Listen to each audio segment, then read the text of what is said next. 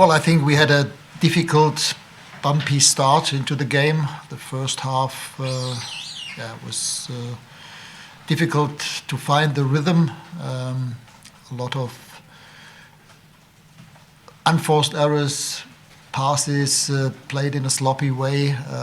Also, the speed of our build-up was not high enough, and that's why we had problems in the first half to, as I said, to find our rhythm. Overall, I think the second half was better, but obviously the goal that we conceded in a moment when we had the chance to be on a counter-attack ourselves, but being tackled away twice with correct tackles, losing the ball, and within 6 seconds, when all of the defensive players had just closed up. Brilliant cross, but I think we could have defended both the cross on the wing and inside better. That goal didn't make life easier for us. Overall, I think the reaction to that goal was good. We came back with a goal from Fred and by Fred, and after that, in the last 15 minutes, I think we tried everything, not always taking the right decisions, but we had 2 or 3 good opportunities. Jadon should have taken 2 touches on the far post when Fofana slipped, and had Anthony Elanga stayed away from that ball when Marcus Rashford would have been completely free and either probably scored or it would have been a penalty. But as I said, we tried. So I cannot fault the team for not trying and putting an effort into that in the last 20 minutes. But obviously it was not the result that we were trying to get. Ralf, sort of everything you just sort of described there is kind of the same story a lot of the games under your management. Can you give it any reason why it keeps on happening? Because on paper there's some good players there, but as a team it's all a little bit not great. Well, yes, but we also had games where it was different, against Tottenham, against West Ham, away at Leeds. So yeah, it's about not being continuously stable enough and playing on the same kind of level. But on the other hand, as I said, very unusual. And I'm not the kind of manager who's trying to look for excuses, not at all. But also for myself, for ourselves, it was an unusual situation in the middle of the season, having 2.5 weeks without a regular game. Players on international duty, only coming back on Wednesday and Thursday, some of them with jet lag, time difference. Yes, you might say other teams have the same problems, but for us it didn't help us at all in this moment. Missing out with Cristiano, the 4th striker in the last couple of weeks and months. Yes, Jesse Lingard couldn't even come on because he felt sick. He was vomiting before the game. So we had all the offensive players that we had available on the pitch at the end. And yes, it is that it is. We played against a good team. They were in good shape. They had won 3 out of 4 games, most of their injured players being back. I think in total, we just have to admit this was a fair result at the end. They deserved to get that point. We deserved to get that point. To win the game, we were not continuously for the whole game, just not convincing enough. Ralf, how do you see the top 4 now? And in your programme notes, you spoke about how the end of this season could impact on next season. How do you see next season and where Manchester United are? Well, for me, I cannot tell that. I'm not a fortune teller, so I don't know where Manchester United will be next season. For us, it's my job, our job, the job of all the players, the staff members, to finish this season on the highest and best possible note. And saying that does not mean necessarily to finish 4th. I mean, today's result hasn't made the situation any better, obviously. Dropping another 2 points hasn't made the situation better at all. So for us, it's now about preparing for the next game again, away at Goodison Park against Everton. I think our away results so far have been good. We haven't lost a single game away.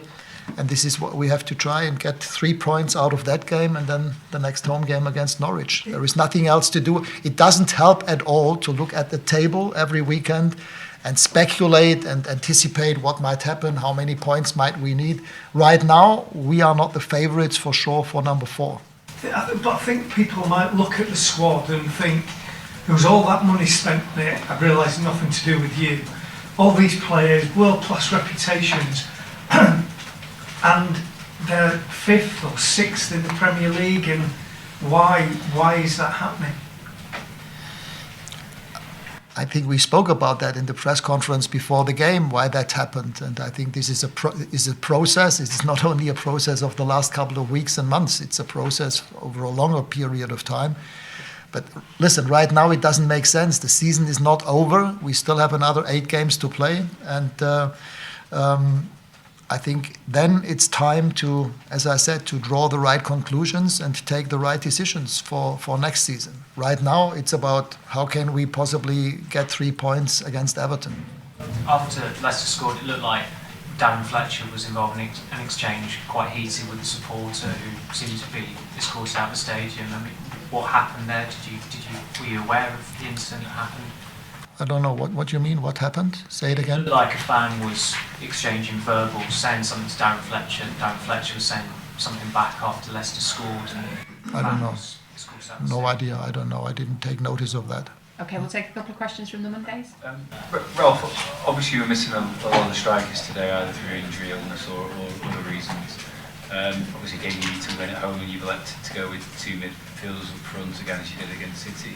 Is that a reflection of just how poor Marcus's form is and how low his confidence is that he can't get in the team still, even in that scenario? Well, look, the question for us until 10 minutes before the training session yesterday, for me it was clear that we play with Cristiano up front and with 3 central midfielders. But then I became the information that Cristiano doesn't feel well and that he will probably be out for the game. And then the question was, what are we going to do? Do we play with Marcus as a central striker and drop one of our central midfielders, or do we rather play with Bruno as a false 9 plus Paul on 8? I don't think that this had any effect on the rhythm of the game in the first half, but when we realized after 60 minutes or after 55 minutes that we need a goal, we brought on Marcus for Scotty. He had a yellow card.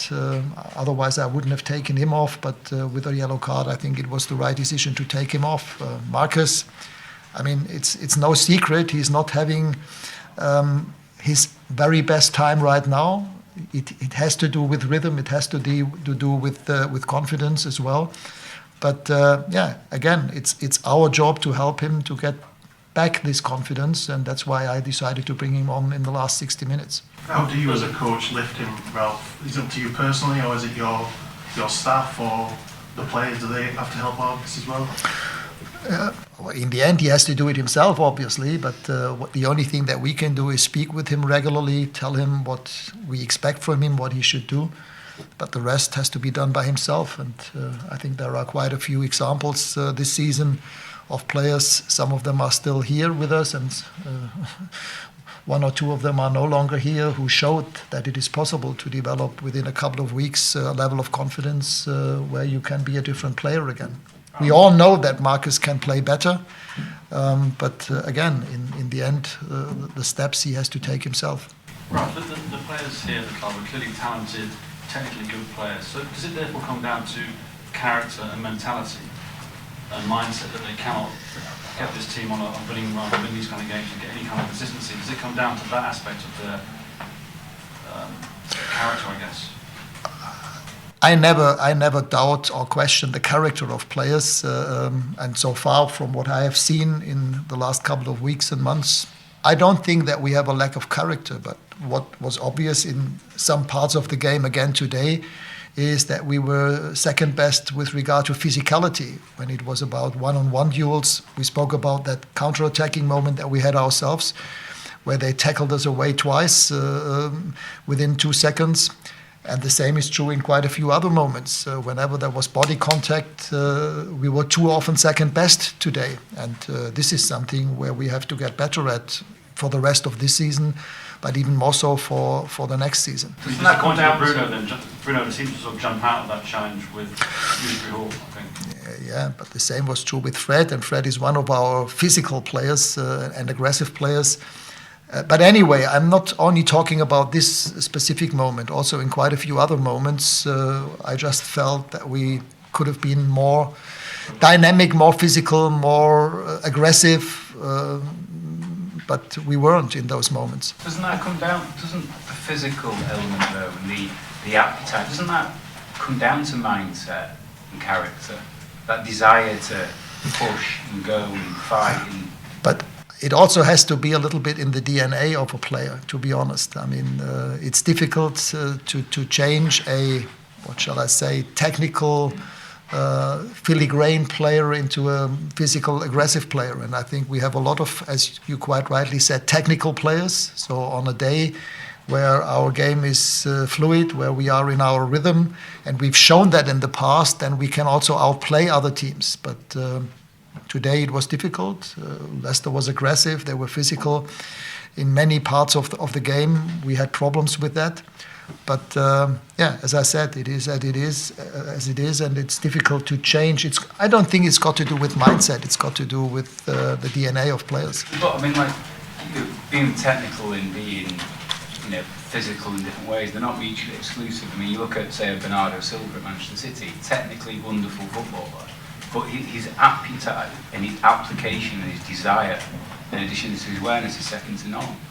So, do you think that that DNA-wise, there are too many players in this team lacking some sort of key traits? Yeah, but I think also then I have to defend a little bit my players again. Both the teams of Manchester City and Liverpool. I also watched the Liverpool game today. They were not outstanding. They also had problems to find their rhythm, but in the end they still won 2-0 quite comfortably, although Watford had 2 chances to score themselves. But those 2 teams have been built together and recruited over a period of 5-6 years. All of them under the premises of how do the 2 coaches want to play. And I think we spoke about that already yesterday in our press conference. And this is what has to happen. That far I can go right now, and I told the board already that this is what has to happen. Whenever the new head coach and manager is clear, it has to be congruent to how does the manager want to play and what kind of players do we need for that. And then again, we come back to DNA, physicality, speed, tempo, what do we need? And I think this team does not lack technical players. I think we can do with more physicality. Okay, guys, thank you. I have a question for you. We all know that you took Leipzig from the 4th tier of German football to the Champions League. You did with Schalke also something magnificent. Semi-final of the Champions League 11 years ago. Where would you, in terms of how difficult the task is to revive, we all know Manchester United is one of the greatest clubs in the world. In terms of reviving the sleeping giant, is it harder than the feats that you achieved with the German clubs? I think it's different. It's a completely different project. Leipzig, as you said, we started on level 4. Schalke, when I came to Schalke for the first time, they were 17th in the league. I think we also spoke about that yesterday. It takes right decisions, knowing where do you want to go to, what kind of manager, what kind of players do we need for that, and then in every transfer window try to get the best possible players for that. And this is possible. This is not something. This is not rocket science. It's just it needs to be done, and it has to be done. And if that happens, it does not necessarily need 3 or 4 years for that. Maybe 2 or 3 transfer windows. Then the situation could be different.